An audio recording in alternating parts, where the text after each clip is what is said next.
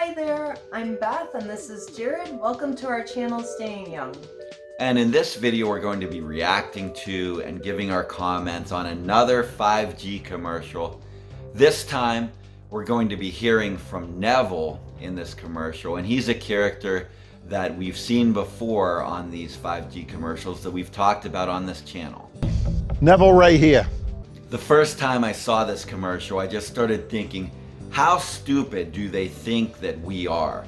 This is just brazen because we know about the DC Circuit Court decision on August 13, 2021, that the FCC had been arbitrary and capricious because they didn't follow the law requiring systematic, reasoned review of the record when they closed an inquiry about radiation exposure limits in December of 2019, without showing that they had reviewed the thousands of pages of evidence that were submitted to them on the matter.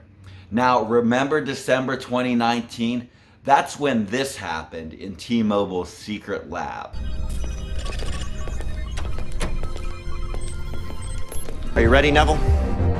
Okay, Neville. In T-minus 3, 2, 1. Ready to launch. Hit the button. Here we go!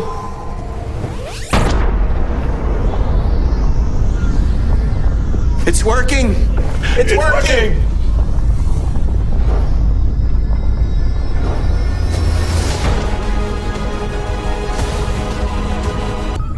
Soon, my friend. Very soon. So Neville is one of the supervillains from the secret T-Mobile lab. That's right, and we haven't forgot about Neville, have we? So the point is, December 2019, what we've learned from the FCC is that they started rolling out 5G without sufficient evidence that it's safe. And not only that, what they're showing us in this commercial that we're going to be going over, I'll put the link in the description. One of the hashtags for it was developers, and it's all about developers. They're really begging developers to come up with applications, reasons why 5G would even be useful. And so they installed this infrastructure without even knowing that it's safe and without even knowing that there's going to be application for it or that there's a reason to install it.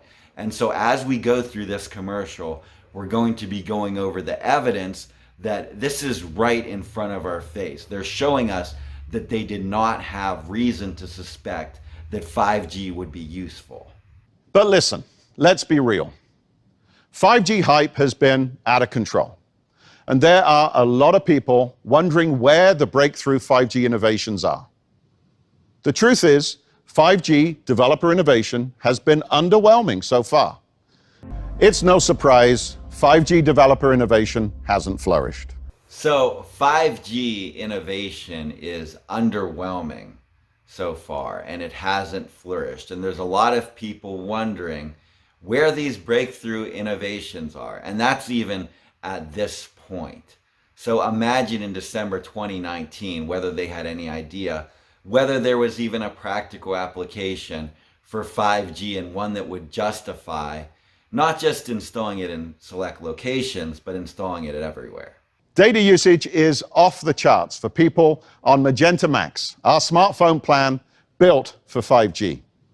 Streaming video was already the #1 thing people do on their smartphones. But Magenta Max customers spend twice as much time streaming video. They're gaming 5 times more and using 3 times more hotspot data. So now he's trying to explain to us why 5G is already an advantageous thing for our society, but he's not doing a very good job of it. If you think about what he says, he even admits that streaming video was already the #1 thing that people do before 5G. And so really, if people are streaming video and playing video games and having a mobile hotspot, that was something that they could do without 5G. So the question still remains, what's the point of 5G? Why is 5G beneficial, and how is it helping us as a society? And beyond the smartphone, 5G is also making a very real dent in the digital divide. T-Mobile's breakthrough 5G home internet is giving millions of people more choice and competition where they had none before. So now he's talking about the service of home internet via 5G.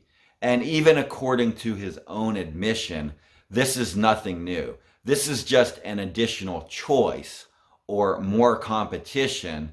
These programs have already produced some exciting concepts. So I just want to bring out that these are just concepts, and concepts still need to be proved. So let's see what these concepts are.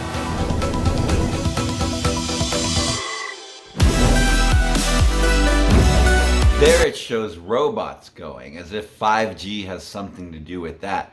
Robots have been used for a long time in manufacturing. You don't need 5G for robots to work. So I don't know why they showed that in this advertisement, but I think it's deceptive. Halo is a very unique product where we bring an all-electric car without a driver inside to your doorstep. To do that, we need a very reliable network that we can trust. Okay, so the driverless cars that they're talking about, and this was a big thing about why 5G would be good, is because it could enable driverless cars. And he just admits right there that in order for this to work, they need a very reliable network that we can trust.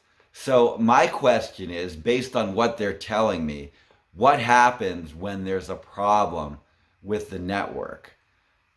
Is this driverless car thing really going to work out? So your car is driving you and then there's a problem with the network. So I would think the safe thing for it to do is for the car just to stop because it doesn't have connection to a network, I guess. Or what if an evil AI takes over and then it's driving everyone off cliffs or something? We work with them to make sure the network is seamless for this type of operation. Whoa, it's really, really good. T-Mobile is working right with these engineers to make sure that they have the ideal circumstances.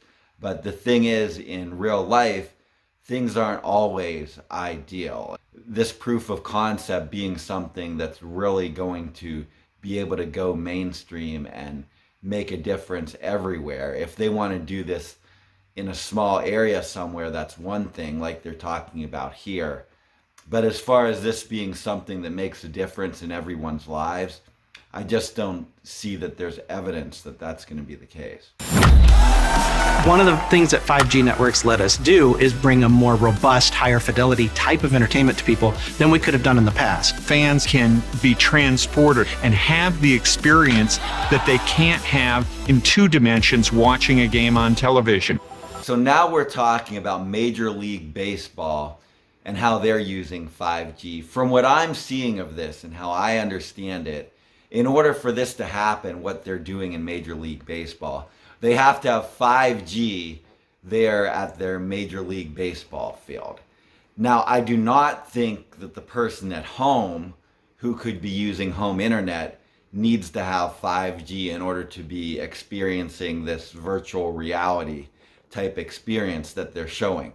So apparently, from what I'm seeing of this, they need to have that 5G technology at that Major League Baseball venue in order to make what they're doing happen. And I respond to this by saying, I don't really have a problem with having that 5G technology installed at specific locations where it's going to be used, like a Major League Baseball stadium.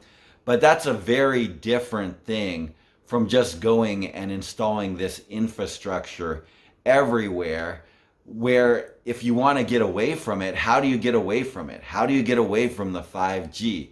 People can still choose, if they don't want to be exposed to 5G, to not go to that baseball stadium.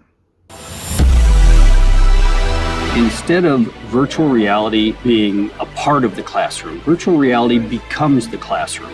I have no idea what that means. Yeah, now we're talking about virtual reality in the classroom.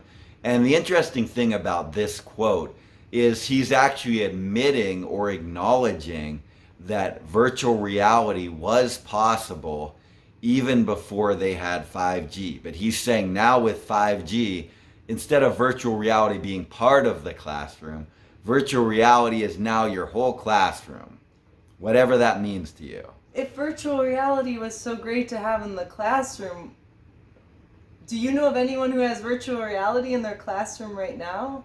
I never had virtual reality in my classrooms, and I think I turned out fine. I mean,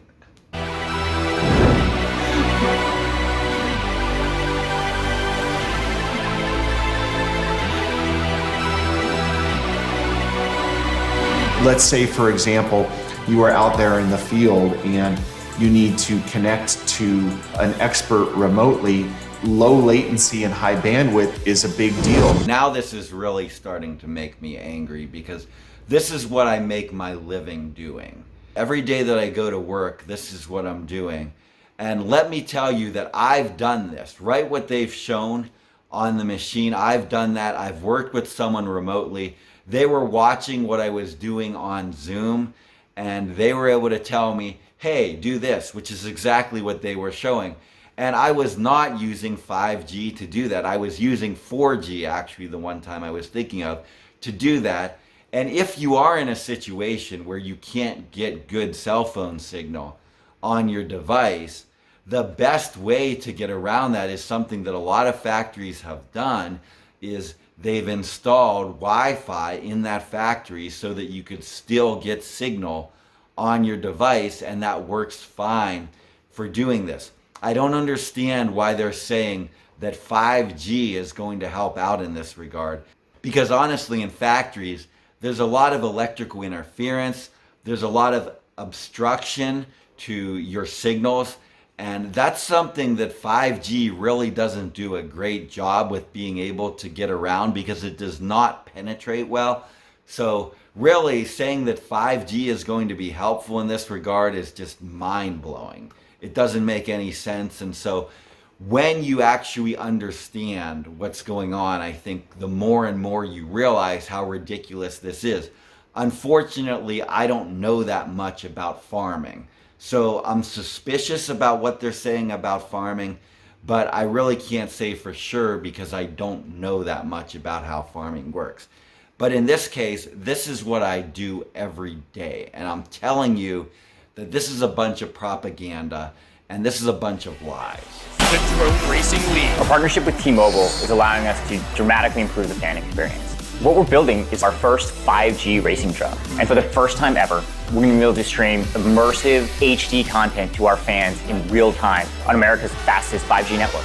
Again, I don't have a problem with 5G racetracks. I don't have a problem if there's a convention center that has 5G so that people can go to it and do 5G things. But that's a way different thing from installing this 5G infrastructure everywhere so that you can't get away from it. And that's a much different thing than actually you going out and getting a 5G phone for yourself. I mean, why do you need a 5G phone? The reason why a lot of people probably have 5G phones is because they're pushing and promoting the 5G phones, and people really don't know what they are or how to use them. It's just what they're promoting, so they take it. And a food resiliency project that is helping farmers produce more food using less water, less fertilizer, and less pesticide. So now we're talking about 5G being used for farming.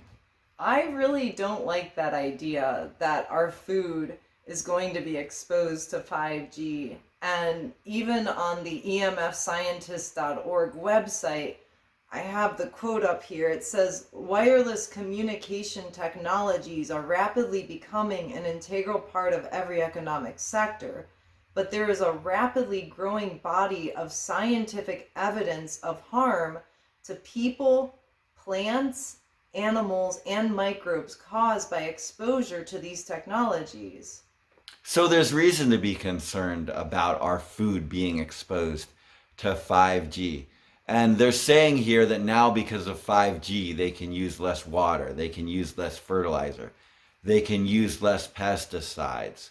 But they're not really explaining how that actually works. I imagine that their farming equipment is communicating via 5G with each other, and that's how they're able to do it. but I don't really understand how any of that works. They're leaving those details out. But I just have to say that if you look at the history of progress and how it affects agriculture, that initially there was crop rotation. And when they moved away from the system of crop rotation, I'm not sure that that really created a positive effect, because then they had to use fertilizer. They had to use pesticides when crop rotation really took care of that in the past. And now you have food prices going up because fertilizer prices are going up. And really, why do we have to be that dependent on fertilizer when we weren't in the past? So I'm not sure that so-called progress as far as agriculture, I'm really skeptical of it. I don't think it's leading us in the right direction. And right now, the latest batch of startups to join the 5G Open Innovation Lab is working on exciting new 5G solutions like mixed reality for frontline workers, smart factory automation, robotics, and more. He just threw a whole bunch of things at us and just breezed through them. And one of the things he breezed through was robotics. And I have to respond to that saying, I don't understand why these robots need 5G. Robots have been working a long time without 5G. And then I have to respond a similar way to some very specific examples of factories. Okay, so if a factory wants to install 5G in their factory and use it, that's their choice. I don't have a problem with that. Do I really want to work for a company that has 5G? And if they don't want to be exposed to that, they could just be like, no, working for this company isn't for me. I'm going to work for another company that doesn't have 5G in their factory. But again, that's their choice if they want to do that, if they have specific reasons why they want to have 5G in their specific factory. This isn't a reason to just go and start installing these 5G antennas everywhere.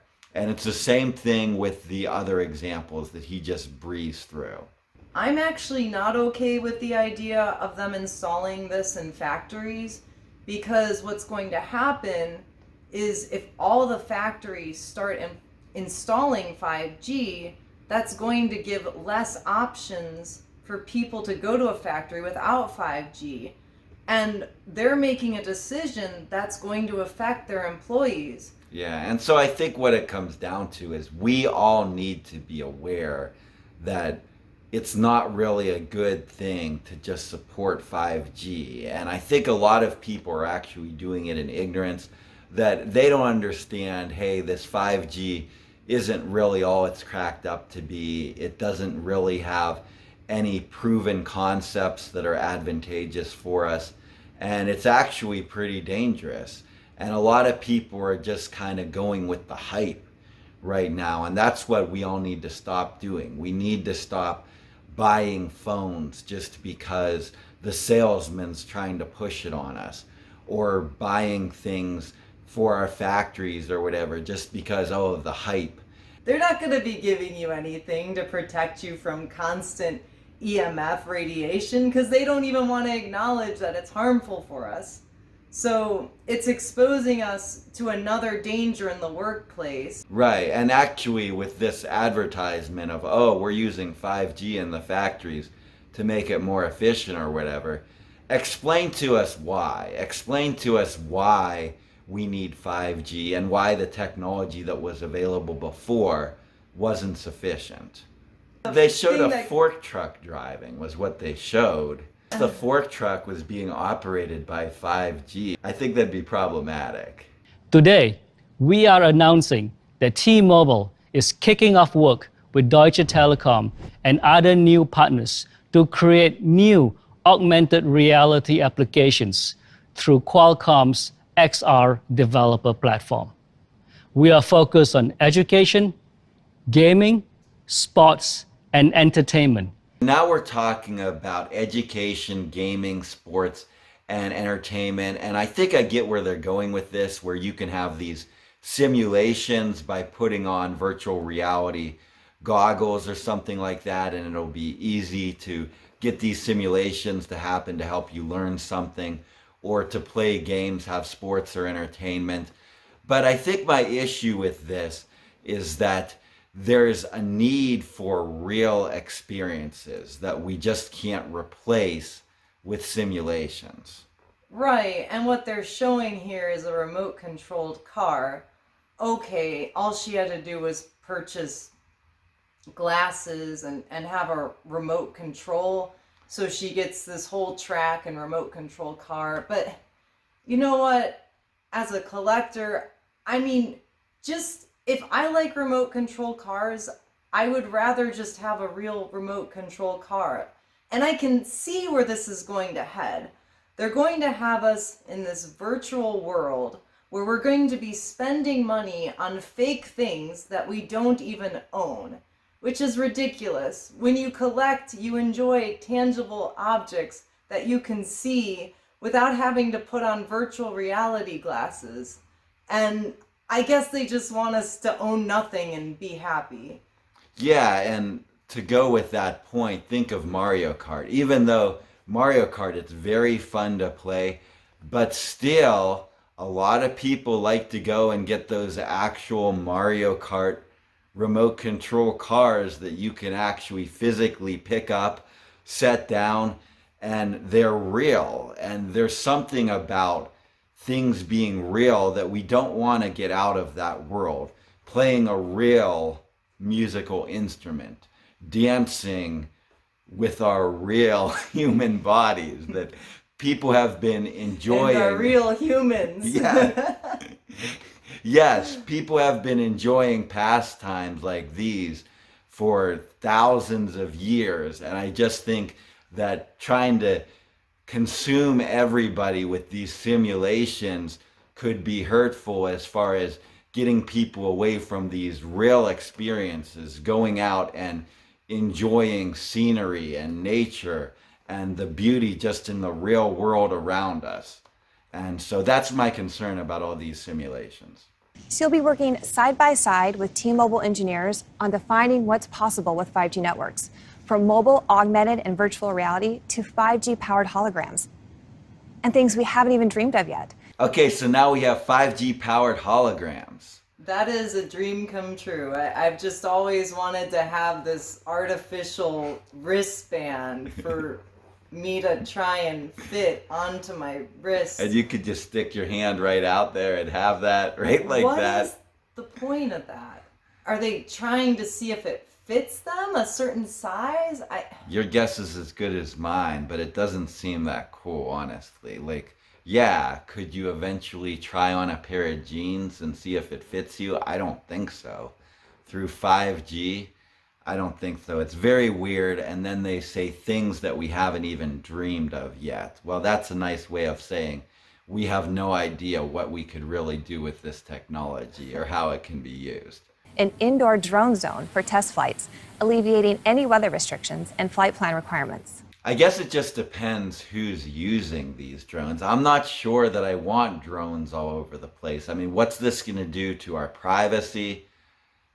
Yeah. Are they going to be able to just have drones that come and kill us using 5G? Man. My imagination is going wild. I'm a little afraid of what this could lead to. I know that in Star Wars, they just had those assassin drones that just went and would take care of you. They probably were using 5G to do it. They probably were. And they were undetectable. I mean, they could get away with literally murder and no one would know because it's a drone and you have to figure out who is powering the drone. We're announcing new strategic partnerships with Disney, Studio Lab. I hate to say this, but Disney is not showing itself to be a very reputable company. Yeah, I think it's safe to say that it's starting to be viewed as a questionable company. And as far as other companies going public and saying that they're in a partnership with Disney, I'm not sure that that's looked on in a positive way. If you enjoyed this video, please feel free to give it a thumbs up and leave a comment. And thank you so much for all the support that you have given this channel. We really appreciate it. And we also appreciate you making it to the end of this video. Thanks again so much. Bye. Bye.